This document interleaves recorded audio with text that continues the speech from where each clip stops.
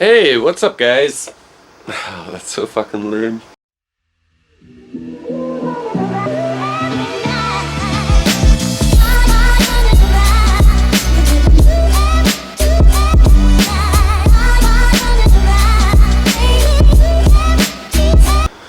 Okay, I got something to show you. I've been working on this summer. It's summer vacation.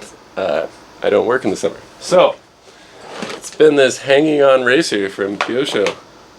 And I bought this kit. It's a 2018 kit. I bought it about a year ago. And I opened it and I was like, oh my god, this is a lot of work.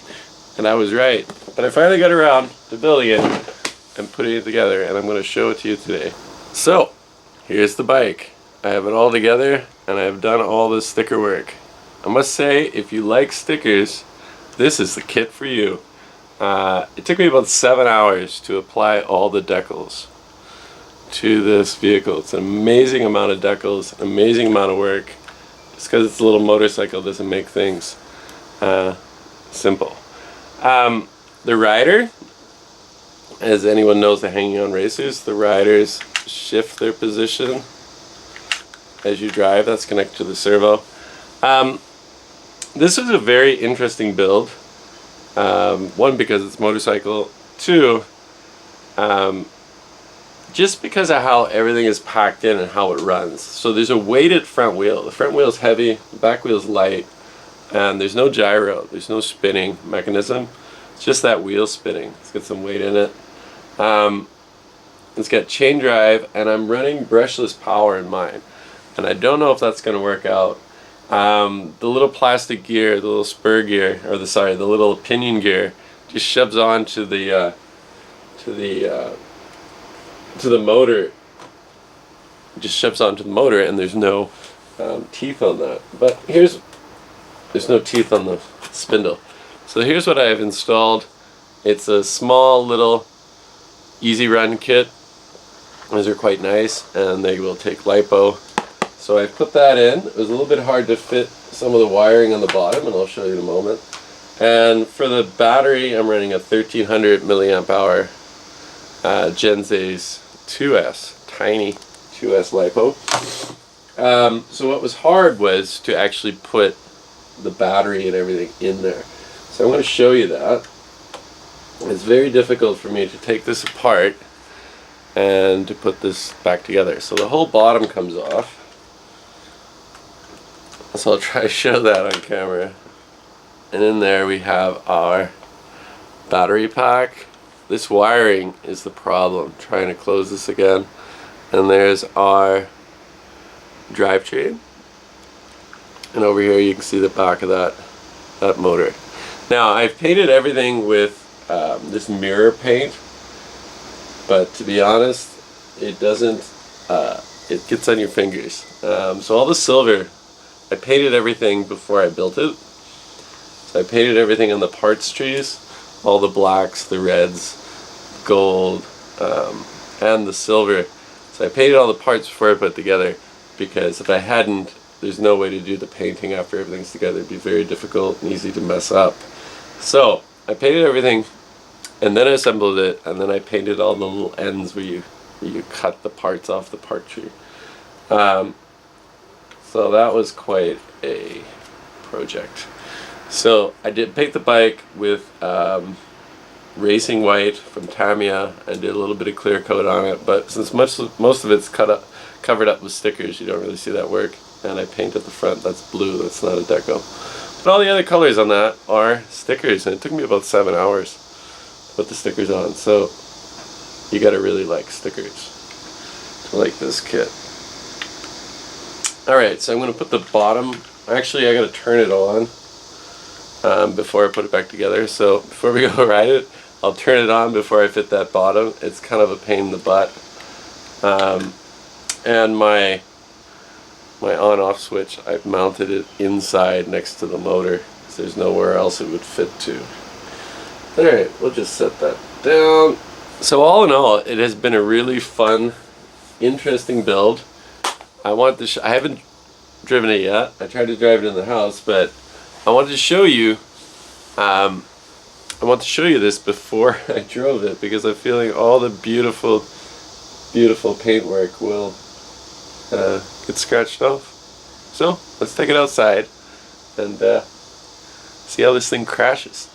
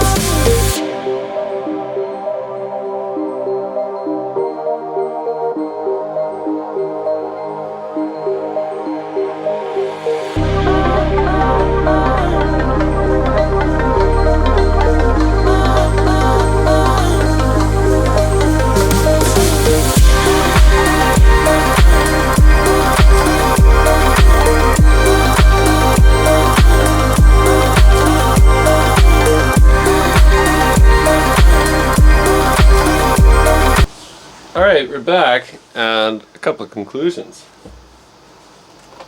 One, this could be really fun to drive if I had more space. It takes an extreme amount of space to turn this around. There's a little bit of damage. I've taken some paint off. I do notice that the driver's butt scrapes on the seat, and I'm having a little trouble centering him on the servo. And I'd like to take it all apart and see if the servo, I mean, I set it all up before I assembled it, but I don't know if the servo goes back to center. That makes it hard to drive. But this actually does work. I mean, of course it does. It's Kyosho, but I'm still rather impressed with how well it works. Now to turn, you have to keep speed up. The more speed, the wider the turn. You slow down too much, and you're gonna hit on these. But you don't need these. I don't know what they're called. Scrapers. Try to keep it upright. I think my wheels are set a bit too tight, and that made it harder to drive. There's no bearings, ball bearings in here. It's just plastic bushings, and it just gets stiff partway around the turn. So I think if I loosen those off, it'll roll better. But it does work. I just need more space, and unfortunately, there are no. Believe it or not, there are no parking lots in China in general. There's no parking lots in Shanghai. This is perfect for an empty parking lot. And even if there were parking lots here, they wouldn't be empty, so they'd be full of cars. So I think I'll take it out to the track. I've been meaning to go to the track for months. It is extremely hot today. That's another reason we stopped filming. Just a balmy 35. Not too hot. But it's warm. Yeah, feels like 45, so I don't know, I find 45 feels like 45, but it's warm. So we got warm, we got on the tennis court until they came and said you need to pay 20 kwai to use the tennis court. So another thing about China that kind of sucks is everything is pay. So if there's a skate park, you gotta pay 50 or 100 RMB to enter. Like everything you gotta pay to go on. There's tennis courts in their apartment complex. You think they'd be part of the complex. You live here. No, you gotta pay. So they kicked us out even though we weren't playing tennis.